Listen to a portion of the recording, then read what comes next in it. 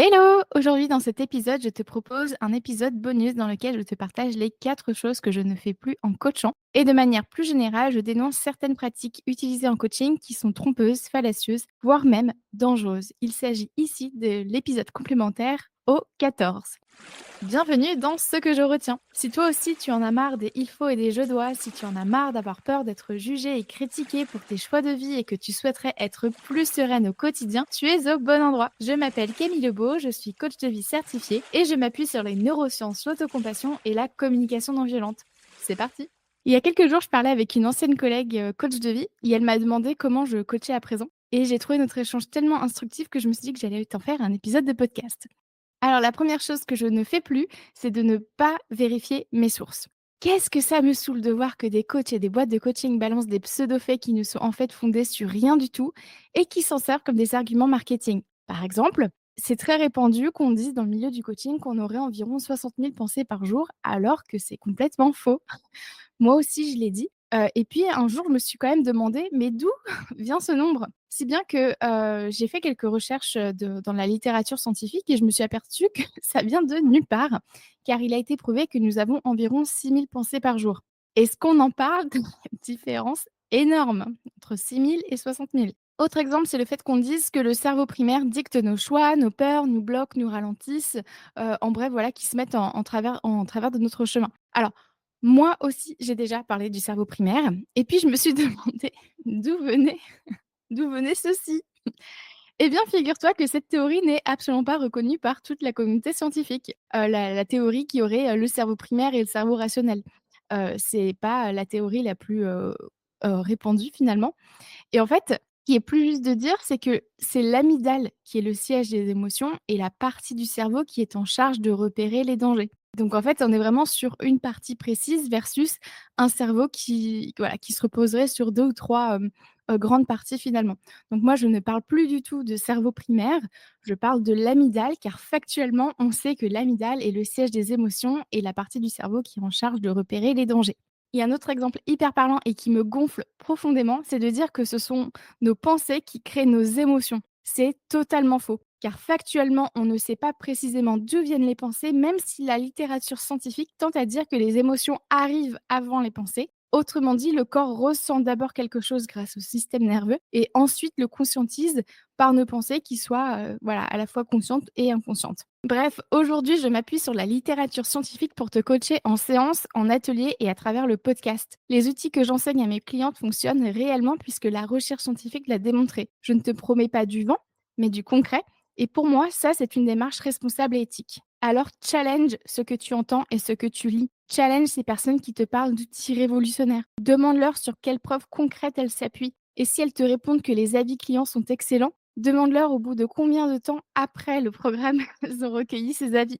Le truc, c'est qu'en général, juste après le programme, on est encore, tu sais, en période de lune de miel, hein. On voit encore des résultats dans sa vie, mais sur le long terme, ils s'estompent.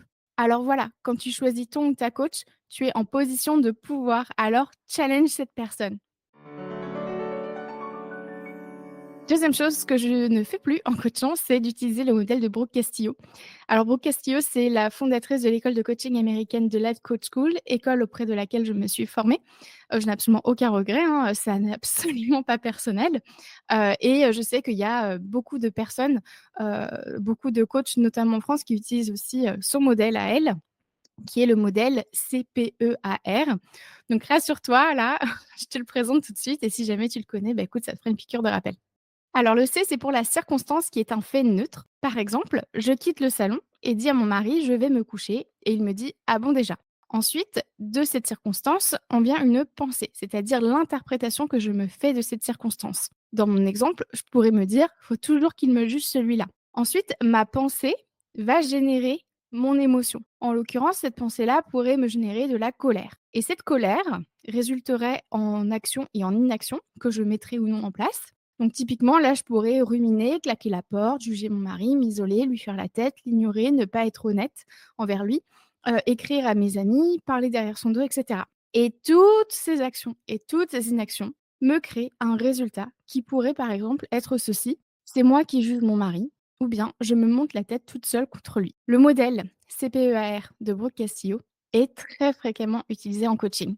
Il peut être utile pour prendre conscience que nos pensées ne sont pas des faits, nos pensées ne sont pas la réalité, mais notre interprétation de celles-ci. Et c'est aussi utile pour apprendre à identifier ses émotions et pour avoir du recul sur nos comportements. En revanche, je ne l'utilise plus car je trouve qu'il peut faire plus de mal que de bien. En effet, d'expérience, ça fait 4 ans que je, quasiment 4 ans que je connais ce modèle. Eh bien, en 4 ans d'expérience, j'ai pu remarquer que le modèle peut être culpabilisant puisqu'il se base sur la croyance erronée que ce sont nos pensées qui génèrent nos émotions. Autrement dit, c'est de ta faute si tu ressens des émotions désagréables puisque tu as choisi de penser telle chose. Or, c'est totalement faux. On ne choisit pas ses pensées puisque la majorité est héritée de la société et de notre éducation. Qu'avec environ 6000 pensées par jour, il n'est pas possible d'être consciente de chacune d'elles et de les sélectionner. Le modèle amène aussi à culpabiliser de ressentir certaines émotions, toujours les désagréables, bien entendu. Puisqu'on aurait le choix de nos pensées, alors on devrait choisir de penser des choses sympas, comme pour s'éviter de ressentir certaines émotions. Et donc, si on ressent des émotions désagréables, comme de la colère, de la tristesse, de la frustration, c'est à cause de ce qu'on choisit de penser. Et comme on aurait le contrôle sur nos émotions, on n'avait qu'à penser à autre chose.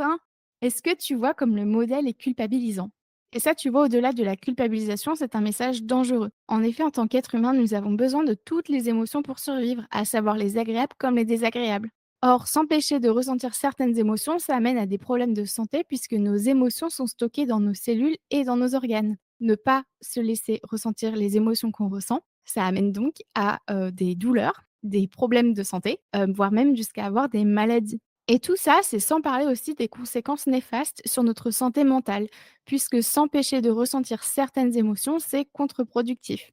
On gaspille notre énergie contre ce qui nous rend profondément humains, à savoir de ressentir toute une palette d'émotions, donc les agréables et les désagréables. Et tout ça, ça nous amène à nous rabaisser, à se taper dessus. Ça entretient, ça renforce notre autocritique. Et ça, la recherche scientifique le montre. Un autocritique très fort amène à la dépression, à l'anxiété, au stress, à la honte. La dépression amène notamment au suicide. Donc, ouais, c'est hyper grave en fait de s'empêcher de ressentir les émotions qu'on a. Ensuite, dans la continuité du fait que je n'utilise plus le modèle de Brooke, eh bien, je ne me concentre plus sur la pensée, mais plutôt sur les besoins. Normalement, à ce stade de l'épisode, je ne te surprends pas. En choisissant de ne plus me concentrer sur les pensées durant une séance de coaching, mais plutôt sur les besoins de mes coachés, ça permet de travailler plus en profondeur. On va explorer la cause et non pas le symptôme. La pensée, comme je viens de te le dire, elle n'est clairement pas la cause de ce qu'on ressent. On a peu de contrôle dessus finalement. En revanche, l'émotion est bien plus intéressante à explorer car elle est toujours là pour nous indiquer qu'un ou plusieurs de nos besoins sont nourris ou bien à nourrir. Je t'ai d'ailleurs consacré tout un épisode aux besoins, donc je te laisse l'écouter, il est dans les notes de cet épisode. Bref, toujours est-il, durant une séance de coaching, quand j'explore l'émotion que ressent ma coachée, eh bien, on arrive à identifier directement l'origine de son bien-être ou bien de son mal-être. Et justement, sur Instagram, je partage régulièrement une story qui s'appelle «Ne pas subir ma vie», dans laquelle, je te présente une situation, de ma vie et je te la décompose entre la pensée que j'ai eue, les émotions et ensuite, les besoins et ce que j'ai fait pour venir nourrir mes besoins et par exemple, ça peut ressembler à ça. Quand mon prof de pilates propose de monter le niveau de difficulté de l'exercice, ça m'arrive souvent de me dire que je dois le faire, quitte à avoir mal car sinon je vais passer pour une nulle. Dans ces moments-là, je peux ressentir de la honte et de la peur. La honte m'informe que j'ai besoin de me sentir normale et que j'ai besoin de me sentir acceptée, d'être la bienvenue, quel que soit mon niveau physique. Et puis la peur m'informe que j'ai un besoin d'être rassurée sur le fait que l'on ne va pas se moquer de moi, ni que le prof va dire devant tout le monde que je suis une flemmarde. Et ça m'informe aussi que j'ai besoin de challenge. Tu vois, une fois que j'ai identifié de quoi j'ai besoin, je peux directement venir nourrir mes besoins avec des stratégies adaptées. Par exemple, ici, ça pourrait être de me dire que mon corps n'a pas besoin de ressentir de la douleur pour être challengé, que le but n'est pas la perfection mais la progression, que je ne suis pas la seule dans ce cours à être en phase d'apprentissage du pilate, que ce qui compte le plus pour moi, c'est de faire un avec mon corps et qu'il est peu probable qu'on vienne se moquer de moi et que dans les faits, peu de personnes me regardent vivre. Tu vois, en me disant tout ça, je viens nourrir mes besoins de normalité, d'appartenance, de réassurance, de valorisation et de challenge. C'est bien plus puissant de coacher sur la cause, à savoir mes besoins, plutôt que sur les symptômes, donc les pensées, car on a la main sur la manière dont nos besoins sont nourris et pas nécessairement sur nos pensées. Et la quatrième chose que je ne fais plus, c'est de parler de zone de confort. Oula, je sais, avec tout ce que j'ai appris sur le cerveau, je ne supporte plus entendre qu'il faut sortir de sa zone de confort. Je ne parle plus de zone de confort car c'est culpabilisant. Point barre. Ça y est, c'est dit, je lâche les gros dossiers. En effet, combien de fois j'ai pu constater que mes clientes se tapaient dessus car elles n'arrivaient pas à sortir de leur zone de confort. Elles s'en voulaient, se trouvaient nulles et sans volonté. Or, ce qui est nécessaire de comprendre, c'est que c'est normal d'avoir peur de quitter sa zone de confort. Je te rappelle au passage que notre cerveau fuit l'inconfort, quel qu'il soit, car pour lui, l'inconfort, c'est dangereux. Et donc, ça mettrait en péril notre survie. Donc, pour notre cerveau, si on quitte sa zone de confort, ça veut dire qu'on va où? Bah ouais, on irait dans un endroit sans confort et s'il n'y a pas de confort, il y a potentiellement que de l'inconfort et donc c'est dangereux. C'est pour ça que ça ne sert à rien de s'en vouloir, d'avoir peur de quitter sa zone de confort ou de ne pas y arriver. C'est normal de chercher à rester dans le confort. Et donc, à la place de parler de zone de confort, je parle de zone connue. Puisqu'en fait, dans la zone connue, il y a à la fois du confortable et de l'inconfortable. Et donc le but n'est pas de sortir de sa zone de confort, mais d'agrandir sa zone connue. Comme ça rassure notre cerveau, il flippe tout à coup beaucoup moins et il est aussi beaucoup plus apte à laisser de côté certains comportements habituels chez nous qui nous desservent. Et donc pour aller plus loin, je te recommande d'écouter les épisodes complémentaires suivants. Le 14 sur d'autres injonctions dans le dev perso et sur ce qui me saoule dans ce secteur, c'est globalement la partie 1 de cet épisode. Ensuite, le 76 sur les besoins, le 78 sur les émotions et le 97 sur l'autocritique. Et voilà pour aujourd'hui. Et toi, que retiens-tu de cet épisode?